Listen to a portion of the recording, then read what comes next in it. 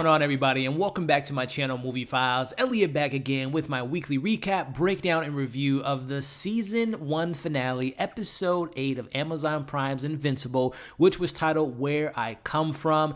And listen, the truth hurts, doesn't it? And Mark learned that the hard way, unfortunately, in this episode. We're going to break it all down in the spoiler discussion, but before we do so, make sure you're following me on all my other social media accounts. If you're new to the channel, welcome to the community. Consider subscribing and hitting that notification bell. That way you can get the alert when I drop new reviews like this. It will mean the world to me if you all can like and share this review. It helps out the channel a lot, but I also appreciate all the support. And in those comments, let's discuss this finale. Let's discuss this series as a whole, this first season. Let's discuss the announcement about season 2 and 3 being greenlit, and let's just talk about it all. Your pros, your cons, your favorite character, your favorite episode, your least favorite character, your least favorite episode. Let's break it all down and have a fun discussion in the comments below. So before I dive into this discussion, just a quick announcement. Later today, I'm pre-recording this, so Saturday, 3 p.m. Central Time, myself, Tessa, Michael, and Brandon will be going live today discussing this finale, what worked, what didn't work. We're going to talk about the season as a whole, expectations for a next season, and also some of my panelists have read the comics, so we're going to talk about the differences between the comics and the show. So you're going to want to tune in today, 3 p.m. Central Time. Hit that bell for notification, that way you don't miss it. It's going to be a fun time, and I hope to see you all there. Also, we got a very awesome announcement the other day that not only did they have a season 2 that was greenlit, but also a season 3, and I can't wait to talk about my theories at the end of this review and really dive into it, and also talk about it more in depth on the live stream. So many great things. I love the show. I hope you love the show. And here we are discussing the finale. I got a lot of notes to go over, guys, so bear with me. Again, I'm such a fan of the show. Just my initial thoughts. I said it in my spoiler-free review that I released the other day. This was one of the most satisfying finales I've ever seen. It was brutal. It was so much carnage, so much blood, so much savageness from Nolan, so many emotional moments, so many satisfying conclusions. This was just a fantastic way to cap off an incredible season of Invincible. One of my favorite shows of this year. And this trumps maybe some Marvel shows that we got this year and some other shows I've watched, which I've enjoyed.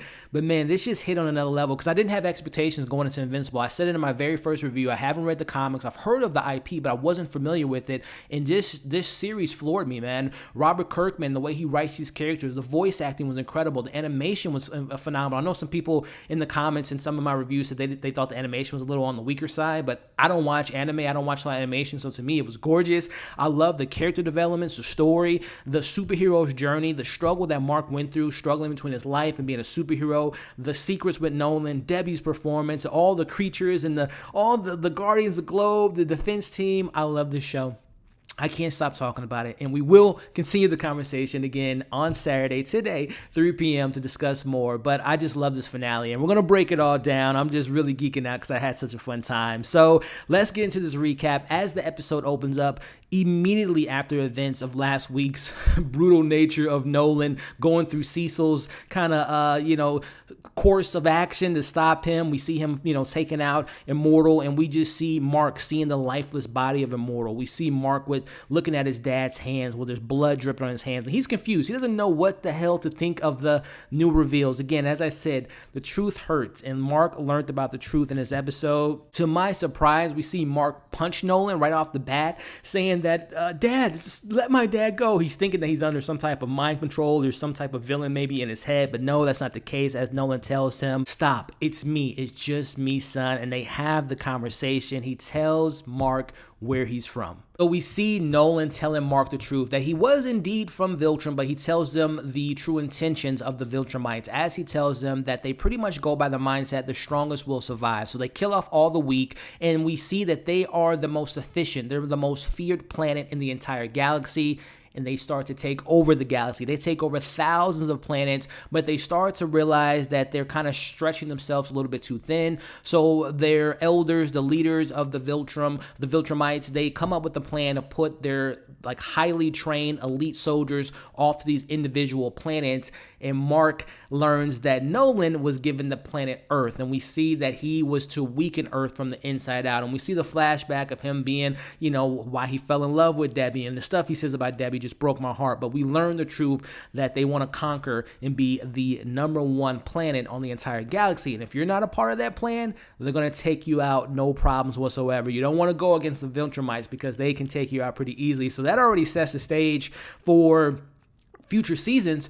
There's more Viltrumites out there. There's other ones in different planets, and they're coming to Earth, ladies and gentlemen. We'll talk about that at the end, but that just gets me excited. Like, we're going to meet other characters. There are probably other characters that are more savage than Nolan that won't stop as Nolan does later in this episode. But we see Mark attempts to tell Nolan that, no, Dad, you love me, you love Mom, you love the family we've built. And we see, Nolan just kind of, he slows down and thinks about his son, as he's trying to remind him. But it's at this point that, Nolan tells him the truth. Yet again, he tells him the truth throughout this entire episode. For the first time in their lives, Mark is hearing the truth from his dad, and he tells him, listen, you're going to live. We have pure blood. We have the purest blood. We're going to live for thousands of years. Pretty much just saying, hey, your mom, your girlfriend, your best friend, William, all the stuff that your human side of you, that stuff won't even see you. By the time you're 30, they're going to be long gone. So he puts that in his head and tries to let him know we're gods amongst men, which is so, again, reminds me so much of why I love this show and why I love DC characters, and particularly, the Supermans of the world, the Wonder Womans of the world, just that idea of how they go through life, how Superman cares for Lois, but even though he knows that they're not going to spend their entire life together, just that idea to me just makes this so epic. And I just love this moment as we see Nolan try to kind of come around to his son, telling him the truth, and seeing Mark kind of being pushed back. And I love that the show focuses on this, because obviously in some other shows and movies, normally we how would Mark take this news? How would Mark, will he sympathize with his dad? I was just seeing this moment, and the way this show plays it out was so beautifully, as we see this really heartbreaking line as Nolan tells Mark, I do love your mother, but she's more like a pet to me, which is like, how could you say that? Debbie's an incredible person. But I mean, again, just not to be that guy, but to put yourself in Nolan's shoes, if you can see where he's coming from, the Thanos approach, right? As far as the strongest will survive, it kind of makes sense. But at the same time, I love Debbie. And the human side of me is like, that's such a terrible thing to say, especially to your son, which that was obviously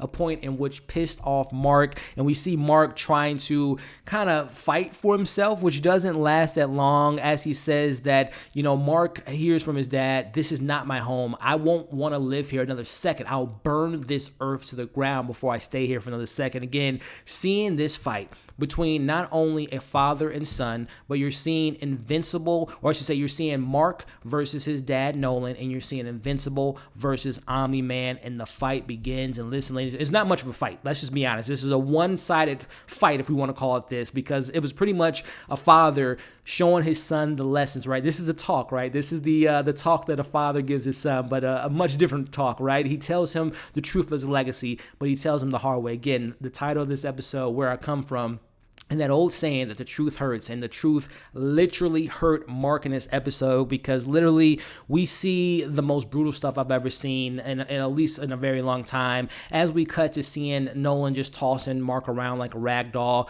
we see Debbie's watching this. She tells Cecil, you have to stop this before they kill each other. And we even cut to the Guardians of the Globe as we see Rudy telling the Guardians, we have to stay here because there's not much we can really do. But we see them step in a little bit later. See Rudy saying to the Guardians, he's going to have to step up, talking about Mark. He's going to have to be, full-on credits come up, Invincible. He's going to have to be invincible to go against the most unstoppable object on the world, or in the galaxy, I should say. As we cut to seeing Cecil bringing in some distractions, which really don't affect Nolan whatsoever. We see one of the pilots get ejected out of their plane. We see Mark trying to save the pilot. He does, but then he lands on the ground, and we see Nolan. He was a savage this episode. That's the best way I can describe Nolan's episode. He was a straight up savage. He literally grabs the man's face and crushes it right in front of Mark, and then we see him punch Mark so hard that he goes into, I would imagine, miles away to Chicago, hits a building, and that impact of the punch cracked the ground, breaks this building. There's civilians dying left and right. Mark sees the power of his father, the Viltrums, and what they are capable of, destroying planets as we see this fight. As we cut to, at this point, Nolan lands in front of Mark. He's mocking Mark at this point because Mark tries to save his mother and daughter. He doesn't. He fails at doing so. He holds the arm, the arm that's missing off the mother's body, and yet another person that's killed right in front of Mark. He takes that in. We hear Nolan yet again talks about Mark's dad or his mom and says Debbie's life is pointless on the grand scheme of things, which again, this just, whenever Nolan brought up his mom or say brought up Mark's mom, Debbie, that's kind of sets Mark off. That's like his point. You bring up his mom, he's throwing those hands. So we see Mark, he holds on for maybe, 5 seconds or so before Nolan just, again, this isn't a fight at all. But this scene right here is one of the most brutal, most like carnage I've seen ever. As we see at this point, Mark is pushed down to the ground. They go to the ground level under this subway. We see Nolan holds Mark's head in front of the train as he pushes his body through the train and pushes his body through the civilians on the train, killing these people as Mark is literally seeing this, what his body is capable of, what his origins, where he comes from is capable of this destruction. How like lifeless, how like these humans are like ants to the Ventramites. So it's just like such, that scene to me, as I mentioned in my spoiler-free review, I know that this is supposed to be made into a live action movie or maybe a live action show in 20 years, because I don't know how you pull off a scene like that. That was one of the most savage, most brutal scenes I've ever seen. I mean, at this point in the episode, I've lost the body count of how many people, civilians, have died in this episode. So there's a point in the episode, just going back to the fight, where Nolan punches Mark so hard, he bounces off the ground as he takes Mark up to the sky and he catches him in mid-air. And we just see them having this conversation as Nolan tells Mark, "You don't really know me." Again, he goes back to the remarks of, "I would burn this planet to the ground before I spend another second here." Again, just the savage nature of him this episode. He calls the humans animals. I mean, Nolan's just on another level in this episode, guys, as he tells him, "I'm going to give you the education you really need to learn." Cutting back to the Guardians, who again is being told by Rudy to stay there, to not break, protocol. But then we see Monster Girl saying, "You're not a robot anymore. We got to step up. We got to help out," which they eventually do. But cut back to Mark and Nolan. He takes him underwater. They crash through. More people die. They crash through a cruise ship. We see Mark is tossed into a mountain, and the after effects of the mountain crushes and kills the people on the ground floor, killing, again, more and more people, as he mentions that there's something bigger to fight for. Are you willing to die for that, Mark? Again, just seeing this, and then this is the moment here where we just see Mark gets his ass handed to him. And this was such a perfect moment because we're seeing Nolan just punching his son, breaking his teeth, breaking his face, but they placed this flashback so perfectly because we see this flashback of a young Mark at his baseball game. We watch Nolan, he's pissed. He's like, my son's so much more capable of this humanly puny stuff that doesn't mean anything, but it's the life lesson that he learns from Debbie as he tells him the human struggle, the things that makes us human, the humanity, the pros, the cons, the highs, the lows. This is what makes you a human. And we see Nolan kind of takes that in. He smiles, he cheers on his son as he gets he hits a home run, I guess, in the park home run, scores a run. He's like, "Hey, Dad, did you see that?" And that was a really great moment because they cut immediately back to him looking at his son with his teeth, because in that flashback, Mark was missing his teeth, but literally now he's missing his teeth due to his dad beating the hell out of him. I love that flashback. Such an emotional moment. Cut back to that scene as he just tries to tell Mark that, why are you fighting for this? Why do these humans mean so much to you? In 500 years, they won't mean anything, as Mark tells him. By the way, Stephen Yeun, he reminded me so much of Glenn in the Walking Dead episode when he gets his face bashed in by Negan's Lucille's bat. Just hearing him kind of coughing up the blood and saying, "I'll still have you, Dad." As we see, that was the triggering point for Nolan as he just goes off into space. He breaks his mission. He breaks the Ventramites' plan on Earth, and he breaks protocol. So I don't know what that, we'll talk about that a little bit later. What does that mean for Nolan and his people and the people in command? We see Nolan goes off to space as he sheds a tear, leaving that behind. And then we see the GDA come and pick up Mark. And that first half, again, that's pretty much the first 30 minutes of this episode, first 25 minutes or so. Brutal, epic, savage, emotional, incredible action, incredible visuals, incredible voice acting by Stephen Yeun and J.K. Simmons. It was It was incredible. I loved everything about this first half, and then even dive into the second half, which is pretty much just the aftermath of everything that just went down. The news is talking about what just happened. We see William crying, Amber crying. We see the Guardians of the Globe picking up the wreckage that's going down in Chicago and everything that took place as they believe the danger is behind them. Cut to Mark waking up to Debbie, his mom, of course, as she says, "You're safe now, son. It's all over," and she's very proud of him. We see her walking out of the room as she holds it together in that room, but then she lets it go. She starts to cry as we see Cecil gives her the update in regards to, we're going to say that Nolan died in the accident last week. So it puts Nolan, Grayson as a dead man officially to everyone else, to the public. Cut back to the Guardians at the headquarters. This was a really great team moment for them and them becoming a team, because we see Rex, wipes off the blood from the old Guardians. We see Samson coming up to him saying, "What are you doing? We haven't earned it yet." And then that was just part of the plan. They are now a team, because we see that they were going to stick up for Rex, which was great. And then we see them coming together, cleaning up the old blood of the Guardians. A really great moment for that team. I'm excited to see them for season 2. Cut back to this montage. We're seeing things going back to normal. The Guardians are training. We see Art looks at a picture of him and Nolan. We see William at lunch by himself, Eve by herself. We see Amber helping out the people with the food. And then we just literally, we needed that moment, because I needed that moment. I'll say I needed a moment from the carnage that we saw from that first half. Cut to William and Eve learning that they have kind of, they know the identity of who Mark is and who Omni-Man is. And then we see that Mark awakes. He's been out for 2 weeks now. Mark asks Cecil, "What happened? Where did my dad go?" As he learns that his mom heard everything, which kind of hurts his heart. But it is good that Debbie finally knows the truth.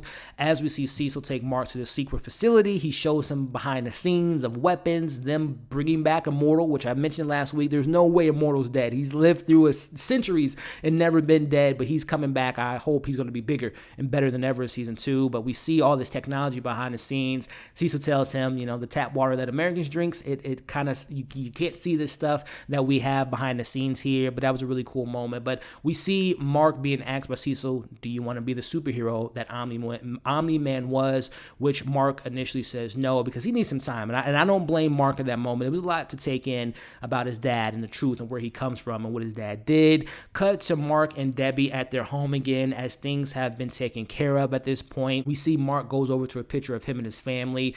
He relives all the stuff, which again makes this show so great. He relives all the stuff that he's went through in the season. I love that the show didn't give it to Mark easy. He's still not a hero by the end of the show. I mean, he's a hero in the sense of he's willing to put his life on line to help humanity, but in regards to, he's not invincible. In regards to, he's been beaten the hell up several times in the show, especially by his dad, battle beast, so on and so forth. So I love that flashback of just really showing you what he's went through in this season, really hitting home. We see Amber comes to the door. She's putting 2 to 2 together. She's the detective. She knows that who the identity of Omni-Man was. In comes his other friends. We see Eve comes, we see William come, and they want to go hang out together. Cut to Art getting paid a visit by Debbie as they share a drink together. I feel so bad for Debbie. 20 plus years being married to Nolan, thinking that he's loving his family that he's built, but all that goes to waste after he's done what he's recently done to not only the Guardians, but to do what he did to his son. That's unforgivable. And I can't wait to see in future seasons Debbie and Nolan having that conversation, which we'll see how that goes. But cut back to Mark and the crew. They're all out eating. We see Mark gets a call from Cecil warning him that something's coming to the Earth's atmosphere, and he immediately goes up there. We see Eve gives her identity of who she really is to William and Amber, which was a really funny moment. Cut to Mark going out to space. He's ready to fight, but it's just Alan the alien, voiced by Seth Rogen, as he tries to warn him, there's a Viltrumite on planet Earth, and he tells him, yeah, I know. He kind of fills him in on everything. We hear about what his planet's up to, Alan's planet. They want to fight against the Viltrumites. They know that they are coming to Earth, and they're getting all their best people together to go on to fight against the Viltrum and the Viltrumites. This is a chance for them to maybe figure something out, because Nolan broke his protocol. He broke the rules. So what does that mean now? That's a little vulnerability for the Viltrumites. So they're coming, season 2. Oh, I can't wait. But wrapping up the episode, cut to just, again, wrapping up things that we haven't seen in weeks. We see that the Martians on the moon are still under attack. The Muller twins are locked up at this point. The aliens that invaded Earth in episode 3, I want to say, they still have their revenge plan and their contingency plan to go against Nolan and get their revenge. We see Titan controlling his empire. He gets attacked by this man that could turn into a dragon, which, more new characters for future seasons. We see Battle Beast for a quick second. He's wrecking shop somewhere on another planet. Cecil has his army of zombie bots that have been created by D.A. Sinclair. And then we finish off with Mark telling Alan, I guess I'll just finish high school. No minute credit. The only thing that is not necessarily a negative, but the only thing that I wish we would have seen was like a mid-credit scene or post scene showing Nolan maybe talking to his, leaders of command saying, I failed you, what next? Or showing the Ventramites coming to Earth. Something like that would have been like a nice little teaser, but it was still a satisfying ending, a fun little way to end the season. As Mark says, I guess I'll finish high school, as he wants to continue his balancing act of life and being a superhero. So what an episode. Again, I thought the first half was followed up by a great second half to show you the aftermath, the emotions, showing you setting the stage for future seasons. Again, I would imagine a season 2 looks like Nolan talking to the Viltrumites in regards to breaking protocol, seeing more of the Viltrumites coming to Earth, other characters that don't have any connections to Earth, that they just want to take out Earth. So seeing new characters coming from that planet. We still have other evil deeds out there. Again, who's this dragon man that was talking to Titan? Where is, we have other characters like the mummy from episode, I want to say 4, where we saw like this mysterious mummy. What happens with that character? What now for Debbie and Mark? How does life move on without their dad, without Debbie's husband? That's something to explore. Of course, Mark's journey of becoming invincible, becoming this new superhero, the Guardians of the Globe, them coming together as a team, the other threats that they have to go against, Monster Girl and Ruby, their relationship, things of that nature. So we still have that to look forward to. And sign me up, ladies and gentlemen. I can't wait to see more of the new characters. Give me more Battle Beast, because he's a goddamn beast and a monster. And just give me more of the epic nature that you guys gave me in this first season. I love this first season. I think this is my favorite episode this season. I've been saying that for the last 4 weeks because each episode got better than the last. But what an incredible show. What an incredible finale to cap off this incredible show. I am so happy I took the chance to watch the show, not reading the comics, not really being someone that watches animation on a week-to-week basis. I love, Pixar and DreamWorks. I love the movies, but I really never dove into an animated show since like I was a teenager watching Dragon Ball Z. So it gave me everything. And I thank you all for tuning in every single week on my spoiler-free reviews, my spoiler breakdowns. And again, just a friendly reminder, today, 3 p.m. Central Time, myself, Michael, Tessa, and Brandon will be diving deeper into this episode, this finale, where it ranks for us, talking about our pros and cons about the show as a whole. Again, some of my guests have read the comics, so we're going to break that down. It's going to be a great discussion. You're not going to want to miss it. Again, 3 p.m. Central Time on this channel live today. See you there soon. Make sure to like the video, share the video, leave all your thoughts in the comments. Again, what did you think about the finale, the episode as a whole? Where does it rank from you? Your overall thoughts of the season, and what do you predict for seasons ahead? Let's talk about it all. Make sure to subscribe and hit the notification bell. That way you don't miss any of my other videos. Hope you all are staying safe. Hope you enjoyed this review, and we'll see you later today at 3 p.m. talking about some more Invincible. Take care, everybody.